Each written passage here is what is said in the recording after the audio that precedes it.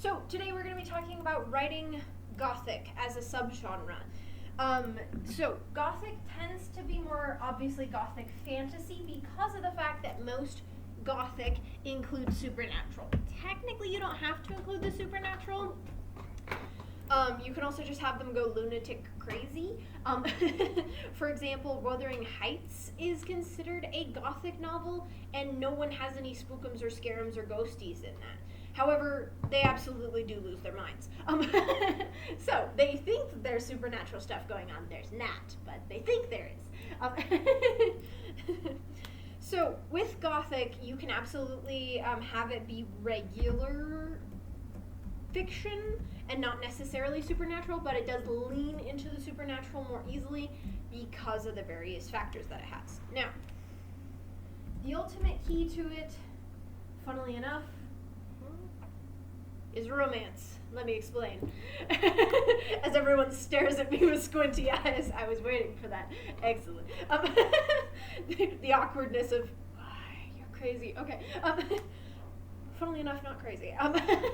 So, when I say romance, I don't necessarily mean falling in love, although it can be involved, like in Wuthering Heights, though they were both psychos, so whatever. Romance in the regard that you are romanticizing an otherwise horrific situation, like two people going crazy and falling in love.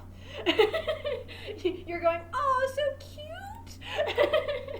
But at the same time, you're going, don't know if I like that. So you're romanticizing a situation that otherwise would be very spooky and very scary. With this being said, this is why it leans towards the horror, but ultimately ends up being more thriller, is because of the fact that horror is just like, I'm going to scare you and scare you to death. Whereas Gothic goes, I'm going to scare you and you're going to like it. Because it's ultimately kind of romanticizing it. It's making it so that the scary things seem less scary and more elegant and more intriguing and more supernatural. And so it makes you kind of go from the like, oh, scary to be like, scary? And it changes your mood about it. A lot of things that can be related to Gothic are very Halloween-y, in the regard that, like, Halloween as a holiday is kind of a creepy holiday when you think about it. We run around and we wear masks to prevent spirits and ghosts and demons from attacking us while we gather treats off of doorsteps that were originally supposed to be for ghosts to have, so the fact that we're eating them is kind of messed up. In general, the holiday's kind of a scary holiday, but it's become romanticized by having like fun parties and having fun music and having like cute pumpkins and all these things that we make us go, aww. And that's kind of the idea with Gothic, is that you take something that's spooky and scary and make it more eloquent and romanticized to the point where the person goes, I like this scary thing for some reason. Next thing that you want to keep in mind is setting. Now, the fun thing about Gothic, and the reason why most people say that it's a supernatural thing, is because of the fact that setting becomes a character in Gothic novels. Not necessarily that it like talks to you, but it becomes a character in and of itself because the change of the setting will change the characters. Just like how if a character in a novel goes and betrays someone, that's going to change how the other characters act, right? It's going to change how they think. It's going to change how they feel about things. It's going to change whether or not they have trust issues. You know, a character's motives and changing are going to change them. In the same way, the relationship with the setting becomes an actual relationship, like with a character. A great example of this is with Wuthering Heights. The house itself becomes this kind of creepy character in the regard that every time they're starting to lose their minds or go crazy or anything like that, it almost seems as if the house itself is causing these problems with its decay and its falling apart. Similarly, other Gothic novels have settings that are very spooky and creepy, and in some ways that's more what's creepy. I can't even remember what the novel was, but mainly because I haven't read it, but I want to read it. There's this house that is set into red clay, and so as a result, because it's set into red clay, the house is slowly sinking, and so the red clay seeps into the house and makes the house look like it's bleeding. Spooky. but it's just red clay, right? But obviously, seeing your house look like it's bleeding is gonna affect you. It's gonna make it feel like the house is a character kind of attacking you and intimidating you, right? And so, very similarly, Gothic stories, the setting is a character. It interacts with the reader in very interesting and unique ways. And it is incredibly important that you not only describe this setting, but that you describe when it changes to help highlight the changes in the characters. All right, next, atmosphere. Now, obviously the setting contributes to the atmosphere, of course. But when I say atmosphere, I don't just mean the setting. I also mean the characters themselves. Do the characters wear all black? Do the characters wear this bright toxic green? Like, that is part of the atmosphere. It's also, with the atmosphere, part of your word choice. If you describe a tree, sorry, my nose is really itchy today, allergies. If you describe a tree as being like a tiny plant stretching towards the sun, or it's stretching its leaves out towards the sun, that feels very happy and cheerful, right? Whereas if you say that it looks like a decaying hand sticking up out of the ground, that's obviously going to make you go, ooh. And that's what you want to cause with Gothic, is you want the atmosphere to be described in such a way that everything seems creepy, even down to the dresses they're wearing or the way you describe the characters. A great example of this is The Fall of the House of Usher from Edgar Allan Poe.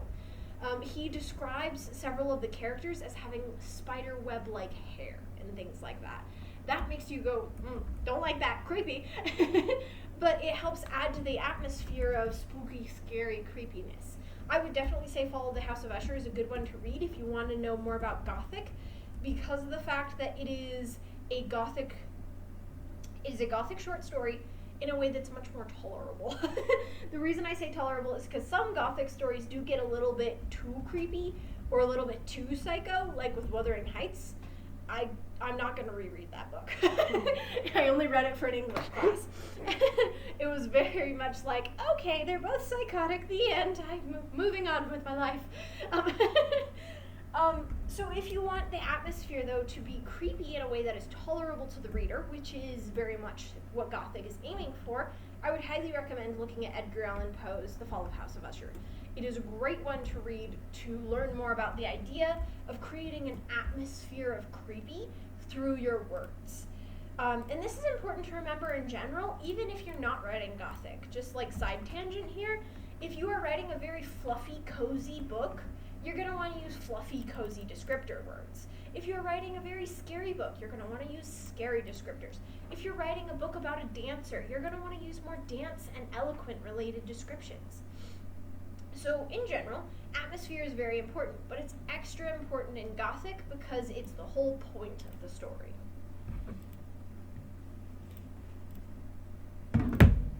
All right. So the reason why you find that most Gothic novels have some sort of a twist or some sort of a mystery going on is because mysteries and secrets are part of this subgenre. It is a subgenre though, so you don't necessarily have to make it all mystery. Oh good, the door's not locked. I was like, is it locked? Yay! So with the mysteries and secrets in Gothic novels, you want to make sure that most of the time the reader doesn't see them coming. You kind of go, what? And it gives you the sense of surprise.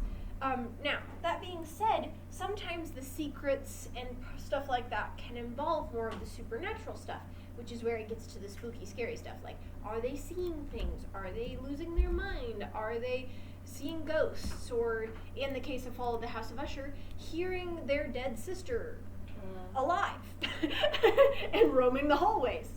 Not normal generally, might be going crazy. Please shut the door a little bit. Thank you. Just like to make sure that I'm not disturbing the other patrons by talking too loud. So with the mysteries and secrets in a Gothic novel, you generally want to make sure that these are either twists or that they add to the creepiness. Like once you discover said secret or mystery, you go, okay, that's scary, don't like that. Or alternatively, if it's not scary, you simply go, oh, okay.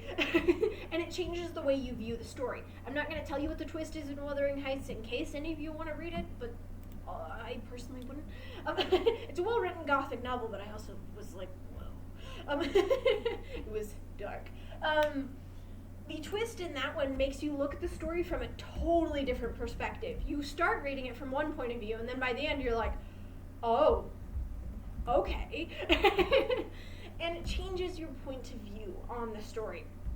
So, with a Gothic novel, if you're going to write a Gothic novel, keep in mind, mysteries and secrets are not only key to the story, but they should make you do one of two things. Surprise, and make you look at it in a different point of view, or creep you out. And make you go, okay, that's not good. Alright, next.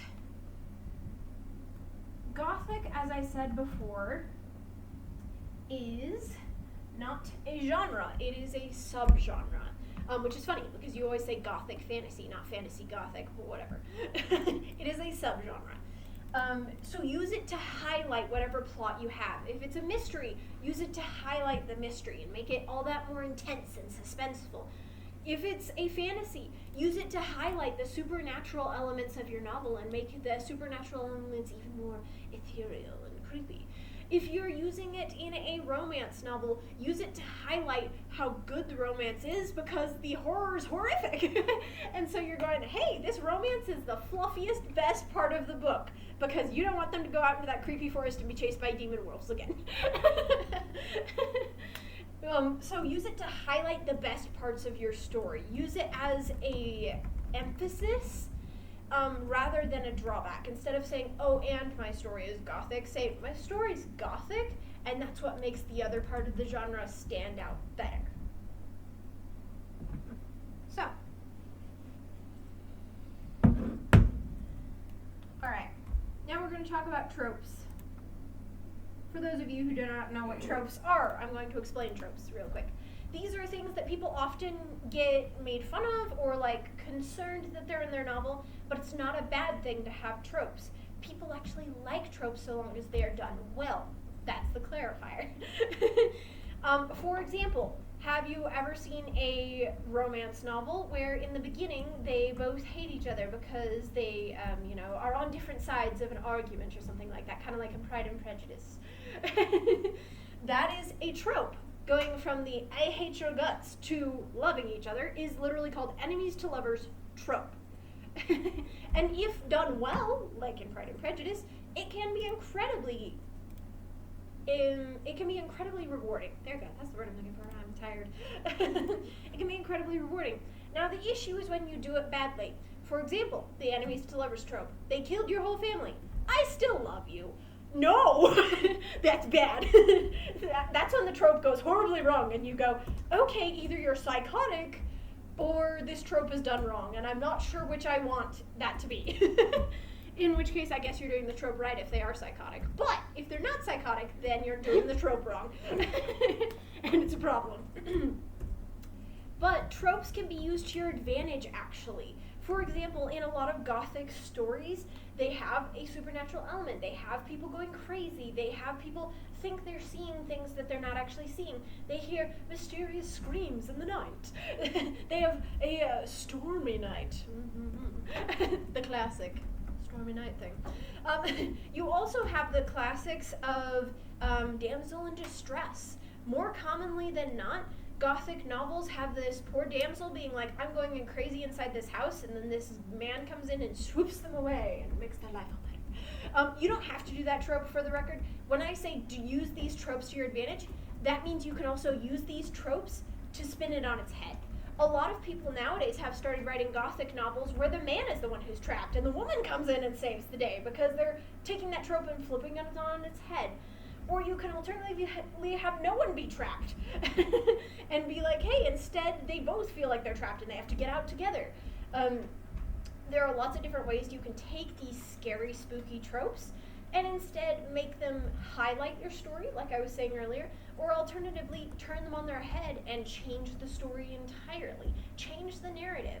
And even if it has been done before, it hasn't been done by you. Never forget that. Even if you feel like you're writing the exact same premise as someone else, you will do it your own unique way, unless you literally are just writing fan fiction, in which case that's different. But that's different. And even then, I don't shame fan fiction writers. There are some fan fiction writers out there that I wish wrote actual novels of their own design because they're good writers. And there are some writers who become writers later on, and they become original writers, and they start out as fan fiction writers. For example, Marissa Meyer, writer of Cinder, was actually a huge fan fiction writer as a child, and she has admitted it. And yet she's like, that helped give me practice to get where I am today. So like, don't be afraid to write fan fiction. If you're like, you know what, I really think that these two characters should have been in love, so I'm going to write a fan fiction about them being in love. Do it. Like, use it as practice. It is the best form of practice too, because then you already have a setting, you already have the characters built out. That way you can easily kind of branch out and experiment with your own writing style. There are actually a lot of fan fictions that are super, super famous too, because of the fact that they're very well written, despite being fan fiction. Also, some people write it enough off that they can get away with having it published as long as they change the names. Like there was this alternate universe fiction written about Rey and Kylo Ren falling in love as a professor and a student at a college. They changed the names and it is now published. So, point being that when it comes to tropes, there is nothing that you're doing wrong. Just because you're following a trope or you're not following a trope doesn't mean you're wrong or you're a bad writer. Nothing wrong with following tropes. Just make sure that, like I said, you're not doing them in such a way that it becomes very cliche. That's when the problem comes in. When it becomes cliche, or in the case of like enemies to lovers, you take it too far. But tropes can be beneficial. So I just wanted to mention that. All right. Now, the next thing you're going to want to take into account if you're writing a Gothic story or a novel is the past. The past must always, always, always color the present, because of the fact that ultimately the decisions in their past are what is causing them to go crazy, or causing them to see ghosts, or causing them to fill in the blank scary spooky thing that's happening. And so as a result, this eternal concept of the past that is unchangeable is going to color the present and the future, because the present and the future are not guaranteed. You don't know what's going to happen in the present. You don't know what's going to happen in the future. But you know what happened in the past, and that's going to change how you feel about the current present. So, if you have someone who is in a Gothic novel or a short story that you're writing, just don't forget that whatever traumatic past they have, go ahead. Let it all out. This is your time to shine. If you have characters who are traumatized, let them be traumatized. And it will become even more Gothic with it, because that past is haunting them. Even if they are not in an actual supernatural setting or they're not going crazy, that past haunting them can be just as Gothic. All right, last thing that we're going to talk about is finally whether or not to add supernatural elements. So, supernatural elements include but are not limited to vampires, goblins, ghouls, ghosts, etc. With the supernatural, it can help enhance your Gothic literature if you have some sort of spookums, because then you can blame their psychosis on something else that they can't control. However, you can also avoid having the supernatural and make it seem supernatural, like in Wuthering Heights. In Wuthering Heights, there are no supernatural elements. Spoiler alert. But it seems like there are, because there are several times where you're reading and you're going, is that lady possessed? No, she's just crazy. But you think for a second, is she possessed by the ghosts of this house?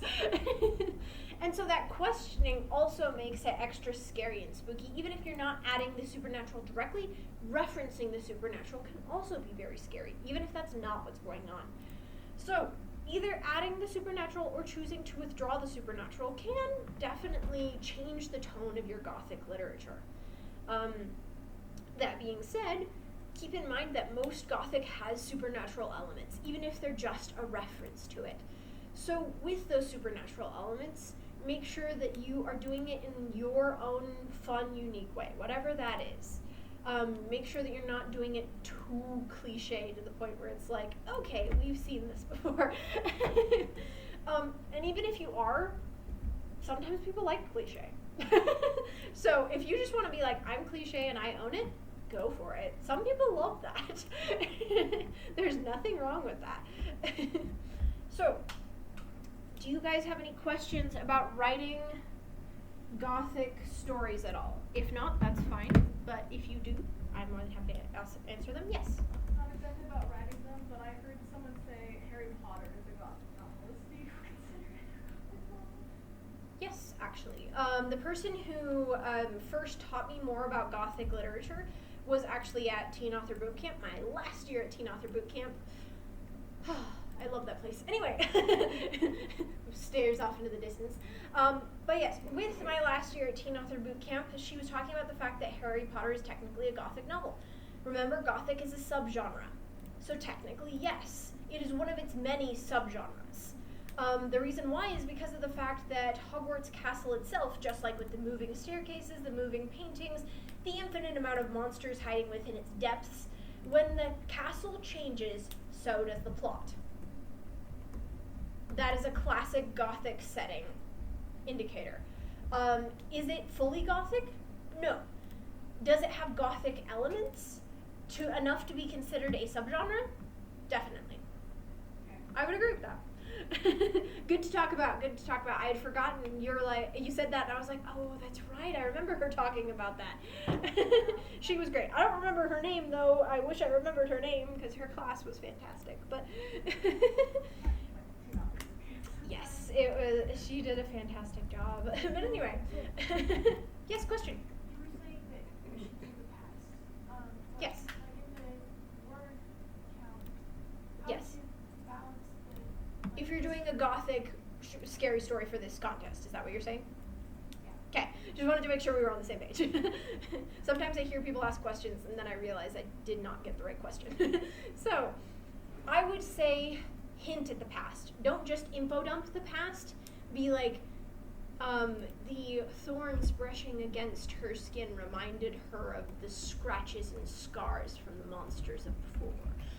That definitely tells us she has a very traumatic past, and possibly that there were monsters, whether real or whether just abusive people in her life, that were very problematic. But you don't say the entire past. You just hint. And so that would be the best thing I could recommend with a very short word count Gothic novel / short story, depending on the contest. In this case, short story. Hint. Don't state directly, hint. And when you hint, try to make it as direct as possible while simultaneously being indirect. Kind of like if you've ever seen people fencing. They'll smack them with the sword, but they don't have real swords, right? And in this case, you want to do the same thing. You're smacking them with a detail that is very real about their past, but you're also not cutting into them with the actual reality of the past. You're just giving them a little taste of what it's like. Does that make sense? Cool. Hopefully that was helpful. Any other questions about writing Gothic / spooky scary literature? That's another reason I did it, is because I was like, hey, if people don't want to write a scary story, you can absolutely write a Gothic story, and that still classifies as scary. It's just not your classic horror.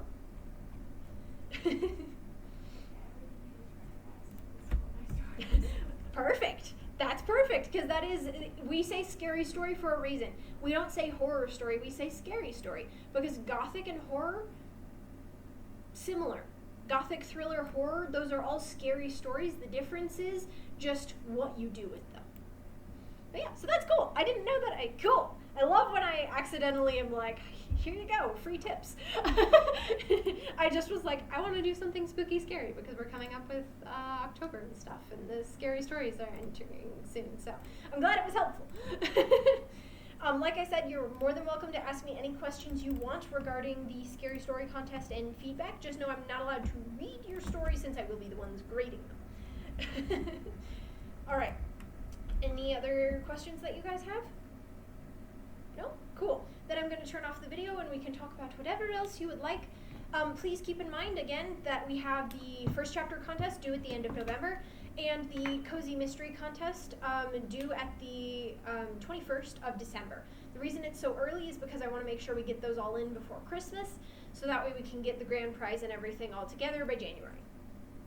Okay, thank you so much.